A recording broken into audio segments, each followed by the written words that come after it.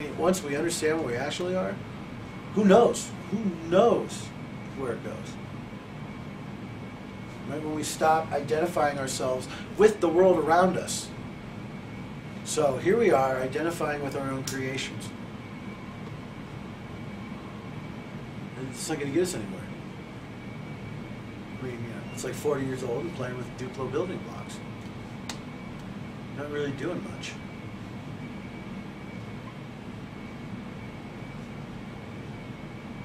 We let the world around us and the egos of men determine our place in the world. Right? We accept, by and large, most people accept, some people own the world, and the rest of us just pay them rent. Some people know it's better for us than we do for ourselves. We may not believe that, but we walk around and act as if we do.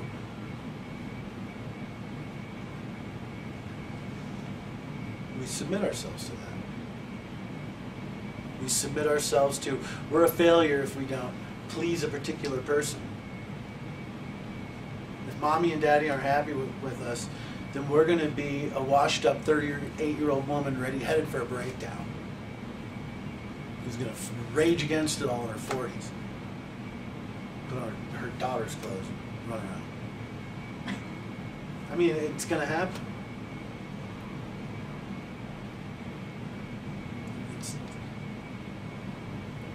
I don't know if it's going to happen to everybody, but I know that it's happened to enough people where they're questioning this. Wait a minute here. Wait a minute. What was the point of all this? What were we doing here in the first place? You know, and they'll figure it out. And there's nothing mental about it. Can you say what the purpose of life is? No. It has nothing to do with the mind. Being.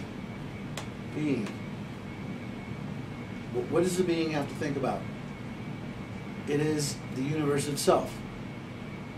You could actually say, here's how it looks to me anyway. Each being is its own universe, existing in yet another universe.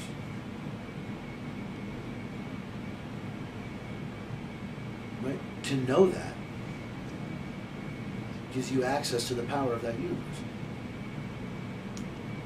To know that. But to know that is nothing the mind's going to do. The mind thinks, does not know. Thinks, plots and plans. Drives too fast, and usually does it half blind. It's very morose. The mind, very morose. Very dark. It's always thinking the most hellish thing it can. Always. Well, it's not when I'm feeling good. Well, when you're feeling good, you're not listening to it. Right? And, you know, you could actually give it its own personality. It kind of has one anyway. You figure so much life force has been funneled into the mind that it's probably alive now somewhere as a blob. You know, like a Jabba the Hutt kind of figure. Right? It's this big central thing. We all have tubes and we're all feeding it.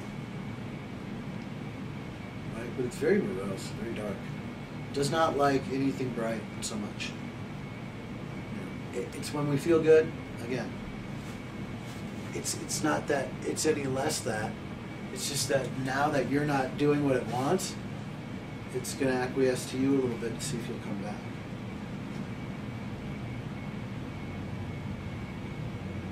You know what I'm saying?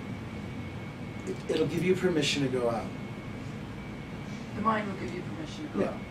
Yes, you can go out tonight. Okay. But you're coming back. Right? And so if it's satisfied with that, it'll think good things for you in whatever activity you got going on. It'll acquiesce a little bit. It'll pretend to enjoy it, let's say that, for your sake. Or really for its sake, so you'll return. It's such a tricky thing. That's why it's a war. You are at war with your own mind. Absolute war. It's trying to trick you out of the present moment. Your destination is the present moment. Present moment is the doorway. It's the point of contact. It's the God experience. It's all that is the present moment. Very rarely will anyone experience it. Very rarely will they actually have that experience of being right here, right now, which is well-being in all its glory. It is glory. Versus the hellishness of the mind and what we experience on a day-to-day basis living from that.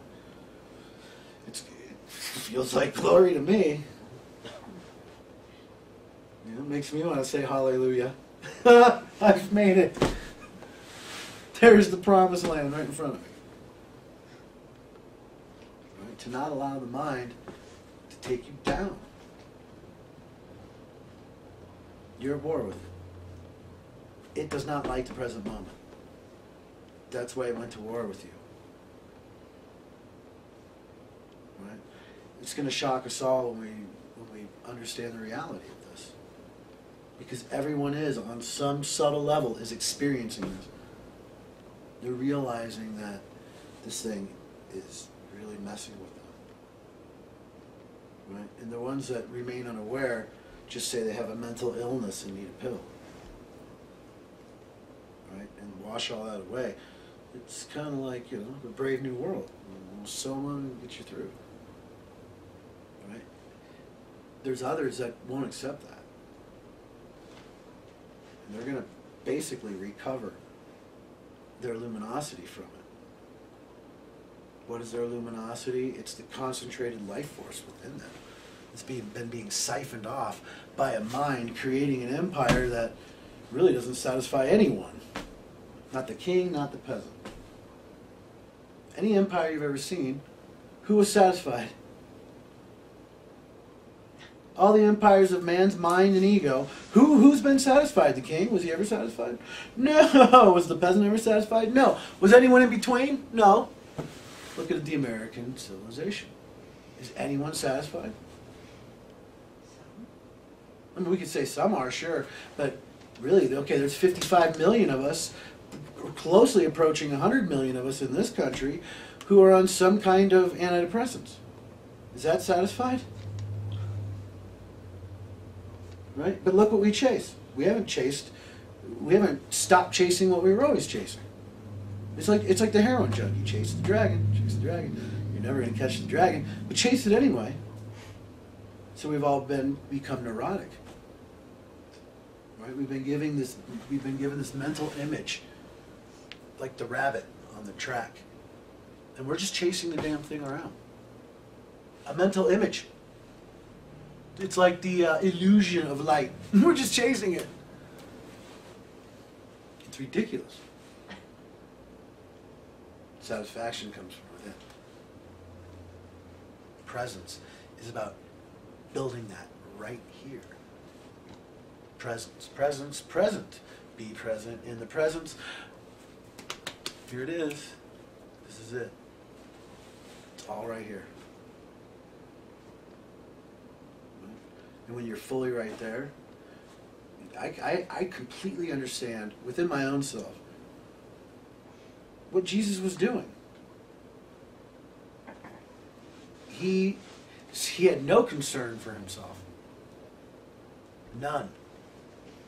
I mean, if he did, I don't know, what kind of a guy wanders out in the desert, right, with no food and hangs out there for like 40 days, dragging across the desert.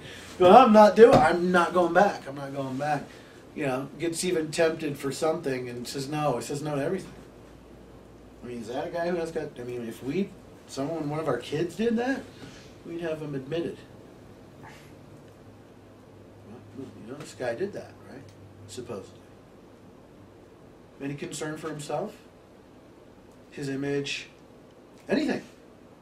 It had to do with him? Nothing. Right? Because it's when you step away from that, and it's funny because what's so